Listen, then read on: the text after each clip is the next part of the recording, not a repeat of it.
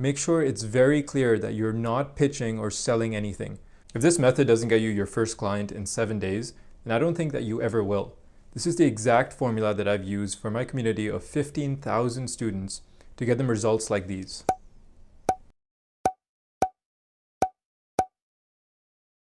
And by the end of this video, you're going to have the exact steps to follow to achieve these exact same results. And just a bit about myself, who am I? My name is Hamza. I'm the founder of Hexona Systems, also the founder of the Automation Incubator. And just last week, I was invited to Dallas to receive my Platinum SaaSpreneur Award, which you can see right here. So I know a little bit about building and scaling automation agencies. Now, I don't have anything to sell you, so we can get right into the video. So how this is going to work is we're going to split it up into 7 different days. We're going to start with day 1, which is the first thing that you have to do.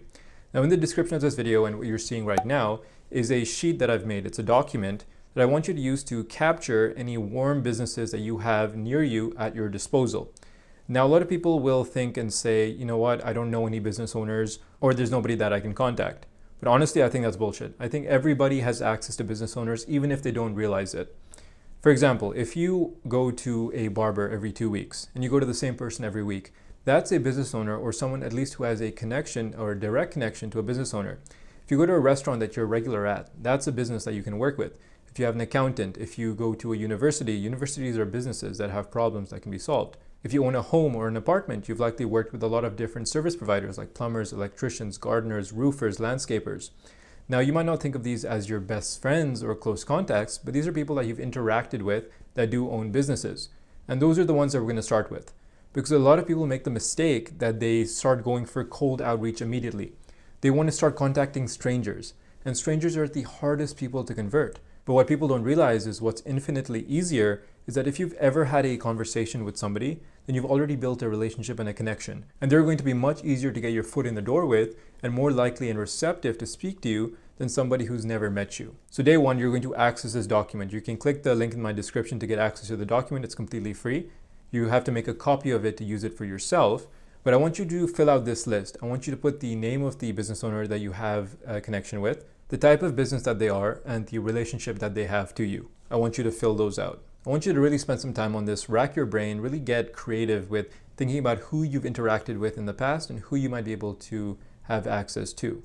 Anywhere between 5 to 10 is a good start. So now moving on to day 2. Now that we have our list, what we need to do now is craft an outreach message. We need to get their attention. We need to get them excited and interested in about what you have to offer. And the easiest way that you can do this, especially in the context of an automation business, is to just conduct a free consultation call or a business audit. You can position it as that you've just started working with a new company that specializes in AI and automations, and you would love to have a brief call with them, maybe 15-20 minutes, to do a business audit, to go through their current operations and see if it's relevant for any opportunities for automation or AI to be implemented into their business. You can let them know that the objective of this call is to identify any repetitive or replaceable tasks that them or their employees are doing on a daily basis that can be replaced by AI and automation tools. And at the end of this call, you're going to be providing them with a report, a business analysis of what you've been able to uncover for them, the different pain points they have, and opportunities for automation. You're not going to mention that you're trying to sell them anything or you're going to be offering them anything at the end. The objective of this call, or the outcome for them, is they're going to have a report that's going to basically break down their operations so they're more informed and excited about the different opportunities within their own organization that can be improved. And again, make sure you state that this is totally free. And if you did step 1 correctly, then these are businesses that kind of know who you are, and they're not going to be shying you away because really it's a no-brainer on their side. All they have to give up is 15-20 minutes to answer some questions for you, and in return, they're going to get a fantastic document and report designed by you that's really going to help them understand their business and see how to prepare themselves for the future. Now, alongside day 2 and day 3, you want to schedule these calls in. Ideally, if you can, do them in person. So if these are people that you know locally in your local market, then try and go visit them in person. But worst case, you can always schedule a Zoom call. But the point is, try and do it as quickly as possible. Don't schedule a call 2 weeks down the line. They're going to forget or they're going to lose their excitement and interest. So let's do this as fast as we can. Now in day 3, leading up to your meeting, what I want you to do is prepare for the discovery call. That's what this call is going to be classified as. A discovery call, if you're not familiar with sales and sales processes, are basically just to gather requirements or gather pain points on a specific business to see if they're a good fit for you and to find out what exactly to offer them. So you can see it almost as a consultation or a diagnostic. Like for example, when you go to the doctor, they go through a list of questions which are basically trying to find out your symptoms so then they can prescribe the right solution. That's what we're going to be doing during this call. We're going to be asking a bunch of relevant questions that you can find in the description of this video, which are going to help uncover those pain points. Now, day 4, assuming that this is when you do the meeting, this is when you're going to conduct that discovery call. So you're going to have that call with them, you're going to build that small talk rapport at the beginning, but the point is I want you to be taking notes or at least have the call recorded and then transcribed and then analyzed. But the point is capture everything that they're telling you. If you're asking the right questions and you're uncovering the right pain points, that's where the money is. That's where all the gold is. And the better the questions you ask and the better you dig into the pain and you uncover exactly what their critical problems are, maybe their top 3 problems that they need to get solved, then that's where they're going to purchase your services down the line. But now this is very important. So at the end of this call, make sure it's very clear that you're not pitching or selling anything. Do not start talking about solutions and features that you've read online or things that gohighlevel can do or zapier.com. Do not talk about any sort of solutions. Maybe if they ask, you can ambiguously or briefly say some sort of solution that, yeah, maybe we can do this. But the point is, do not pitch anything and do not promise anything. You don't know what you're able to solve just yet, assuming that you're a beginner. The conclusion of this call is thank you very much for your time. I'm going to get back to you with that report that I promised, and I'm going to give you all the information that you relayed back to me about how we can help solve some of these problems. That's it. So now on to day 5. So day 5 is very important. This is when we're going to be putting together the report / the proposal. So given all the pain points that they've given you, now you have to understand, okay, how can I actually solve these problems? And what's that going to entail for me? How much work is it going to be on my end? What kind of softwares are going to be required? How long will implementation be? Is this something that I even know how to do? Now, luckily for you, one benefit that I offer inside my automation incubator, my free school community, is that you can actually message me that list of pain points that you found from this business. And if you're ever stuck with one of them and say, hey, do you have any ideas about how I can solve this? Then I can help you out. I can give you some guidance and some advice on the best ways to approach these problems, just because I've seen so many that at this point I'm kind of familiar with what needs to be done. So I'm happy to help you out there. So you can message me inside school, but you should be able to do a lot of it on your own, just with independent research with ChatGPT or using some of my other content as well. If you're coming from my short form content as well, like on my Instagram and my TikTok, then you'll see that I love using flowcharts and flow diagrams as well. This is very useful for explaining and visualizing the solution that you intend to build. So you can kind of map out exactly what you want to do. You don't have to do this for all of the pain points that they suggested, but maybe the most critical ones, like the 1 to 3rd most critical problem that they have, you can actually design a nice flowchart to walk them through when we're going to actually present our solution. All right, so now we're on to day 6. This might be one of the most important days because this is when we're going to be presenting and showing them the report / the proposal and solution that we've come up with to their problems. And this is very important because I want you to, if you do this correctly, I want you to make them feel the pain that they felt in that first call. They told you what some of their main problems are, and if they really are problems that are holding them back, then I want you to dig into those and understand how it's making them feel and try and figure out what it would be like if you were able to solve that problem for them. How would that impact their business? How would that change their lives? Would they get more time back, more time that they could spend with their kids? Would it resolve in more money or save costs or lower overhead, less employees? Try and understand what solving these problems would actually mean for them and get them into sort of a problem-solving mind state that they're like, you know what, I need to get rid of this pain. And if you did your discovery correctly, their eyes should be lighting up when you're presenting these solutions because they're like, yes, I need this so badly because this pain hurts so bad and I just want it gone.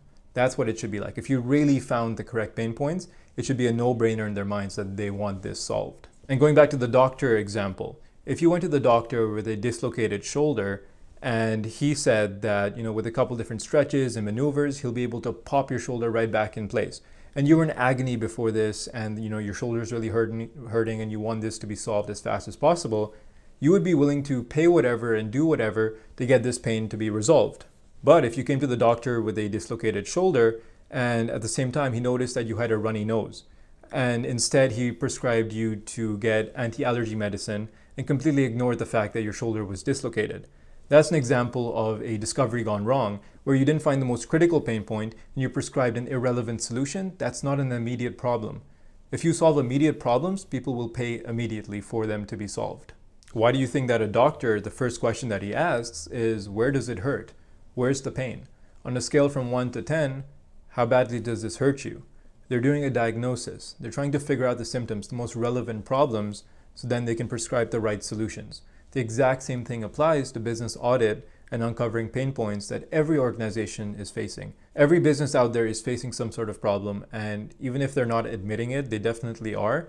And if they aren't admitting it to you, or if they aren't uncovering the actual truth, then there's a mismatch with the relationship and they're just not comfortable sharing with you. So I think you'll have to just work a bit more on that relationship and try and build more of a rapport and connection so they can trust you and finally open up. Now, during this call, obviously, you're just going to be walking them through the solution. You're going to show them exactly what you intend to build, going through some of the details. If you've done the flow charting as well, you can just walk them through that flow chart, and then they're going to understand exactly how this is going to help them. Now, at the end of this call or on day 7, you can decide to go for the close. If you think that they're super into it, they're comfortable, they want to get this solved ASAP, and at the end of your day 6 call, you can just go for that close. That's completely fine. Or sometimes people need to think about it, and then you can go for the close the day after on day 7. You can leave the proposal with them, you can give them that report, they can think about it, and then you can give them a call or schedule a follow-up call later to go for the close. Now, if this is your first client and you're not in an immediate dire need for money and you're willing to play the long game to build up your agency and build up your testimonials, then I highly recommend just working for free, solving that first pain point and that first problem for free if you can. It'll be great for you to have that case study that you can use for future clients. But a tip that I love is that if you are working for free, you can say that to them and say, hey, you know what, I'm willing to do this project for free since I'm getting started, but in exchange, would you mind making 3 introductions for me if I do a good job to 3 other business owners? Or can you give me 3 referrals after the fact, after I've built out everything and you're happy with what I've done? This works very well because this expands your reach. And the great thing about business owners is that they all know other business owners. And with our niche, with AI and automations, they love to brag about it. They love to brag about a new system that they've just implemented that can do this and this and this.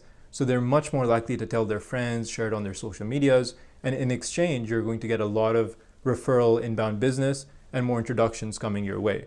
So that definitely will work. Now, like I said, if you need any help with any of the steps along the way, then you can click the link in my bio to apply to my free automation incubator, which is a program that I've made. We currently have 15,000 members that teaches you all the principles that I just mentioned here, but also how to scale up your agency from there as well. So now once you've closed that client, you're going to wonder, how can I actually fulfill this? And the incubator is full of templates and resources and tutorials and access to me and my team to help you actually fulfill and build out these systems that you've told them that you can.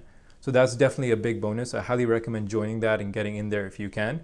All the content is completely free. I don't do this for the money. My agency does very well, as you've seen by the awards. So I hope you take this framework and you really take action with it, because it's going to definitely get you results. I know that it works because I've seen all the wins and results that my students and community members have gotten as a result of this. So all you have to do is try and you will succeed. I'll see you on the next one.